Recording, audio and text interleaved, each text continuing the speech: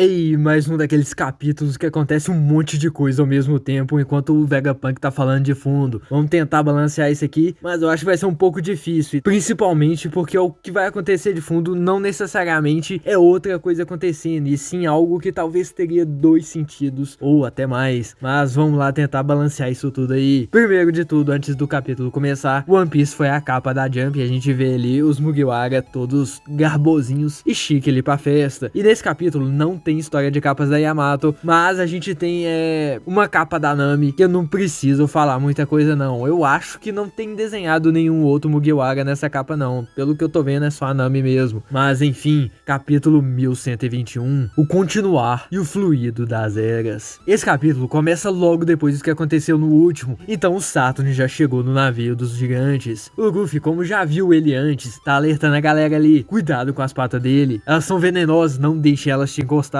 Então a gente vê uma cena ali do Saturn atacando todos os gigantes e eles defendendo ali com os escudinhos deles. E você vê que não é só o Dog e o Brog, os outros também estão conseguindo defender até bem. Meio que o Oda tentando induzir a gente e mostrando pra gente o quão realmente forte são a tripulação dos gigantes e o que é pra gente esperar na próxima saga que tá vindo. Só que aí acontece uma coisa até bem interessante, principalmente quando a gente vê o personagem do Luffy como um todo. No momento que ele tá preparando pra atacar o Saturn e jogar ele pra fora do navio, ele percebe uma coisa, lá embaixo, a Bonnie, que tava cansada até de respirar, tá se levantando e voltando no modo Nika. O Luffy percebe aquilo e instantaneamente para o que ele ia fazer, e nesse momento ele muda a sua ação. O Saturn tenta atacar a Bonnie e o Luffy defende ela. Ela pula tentando arrecadar todas as forças que tem restante no corpo dela, pra tentar fazer algo contra aquela pessoa que fez tão mal com toda a família que ela já teve. E aí a gente vê que o Luffy tá incentivando ela. É isso, Bonnie, você consegue. Cara, muito legal a atitude do Luffy nessa daí. Ele meio que virou tipo o irmão mais velho pra ela, né? Mas enfim, agora a gente volta pra mensagem do Vegapunk, que ainda não acabou. O dia do alvorecer tá chegando, aquele que todos os segredos mais guardados do século perdido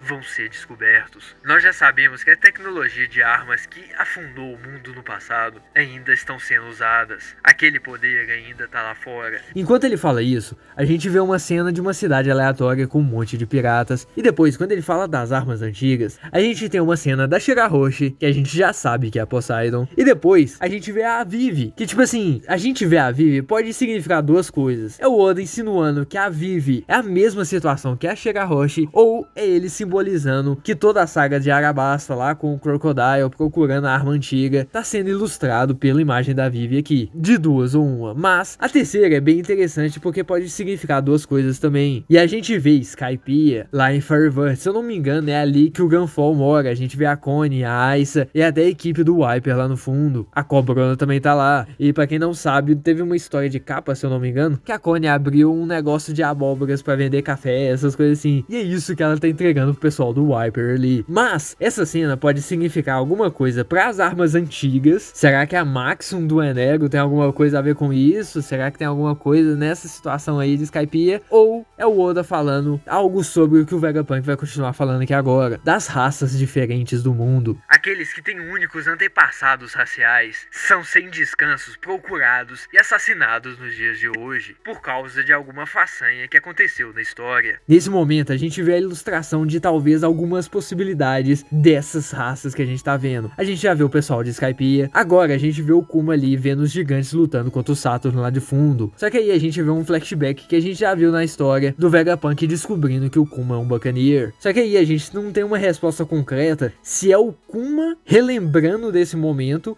ou se é só o Oda ilustrando. E depois a gente vê o Marco lembrando do Barba Branca falando sobre o mesmo assunto. Só que também pelo colocamento desses quadrinhos nessa imagem, pode dar a entender também que o Barba Branca tinha alguma coisa diferente, talvez ele era um Buccaneer também. Depois disso, a gente vê o King. Bom saber que ele não morreu nesse meio caminho, principalmente depois do que aconteceu no final de um ano lá com a Aramaki e tal. Ele tá todo cheio de bandagens, ou seja, alguém salvou ele, mas ele não parece estar preso preso, então não sei exatamente o que isso significa. E depois disso a gente vê a Purim, que também é alvo dessas caçadas de pessoas diferentes por causa que ela tem um terceiro olho, e ela é evidente que ainda tá presa lá no navio do Barba Negra. Mas vamos voltar. O Saturn tá vindo com tudo pra cima da Bonnie e tentando tirar dela o que ela acredita, tentando enfraquecer a imaginação dela para que ela não se torne realmente um segundo Nika, xingando ela que ela é apenas um papagaio, copiando coisas que ela não consegue compreender. E é então que o Ruffy manda um basta e dá um chutão nele pro lado, e ele dá uma risadinha satisfeito pelo que ele fez, e a Bonnie tá vindo com tudo, com lágrimas nos olhos dela, e tá na hora de finalizar essa saga da melhor forma possível. Por causa que ela viu todas as memórias do Kuma, ela relembra tudo na mesma perspectiva dele, só que também na perspectiva dela. Ela então lembra tudo o que ele fez pro pai dela, aquele primeiro encontro dos dois lá em God Valley, como que aquele homem foi capaz de fazer aquelas coisas com o pai dela e também com a mãe dela. Ela relembra aquela cena do início da saga, quando o Saturn consegue pegar ela e fala que a Jeanne foi alvo dos experimentos de drogas dele. A gente vê o Kizaru, o Sentomaru e também talvez a primeira memória que a Bonnie tenha, uma memória quando ela tava pequenininha,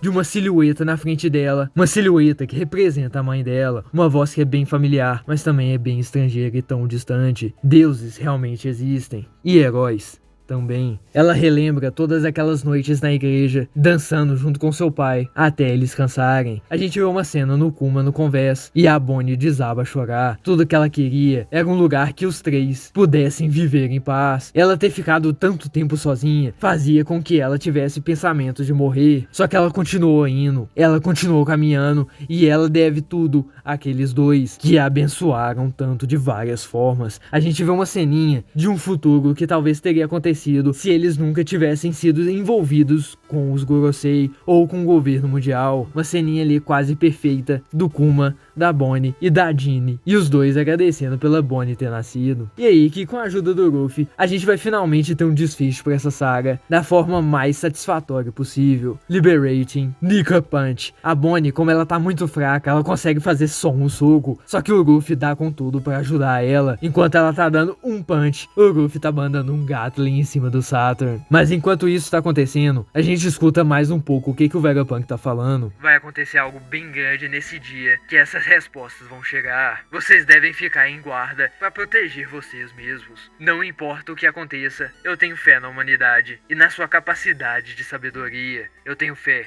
na ciência.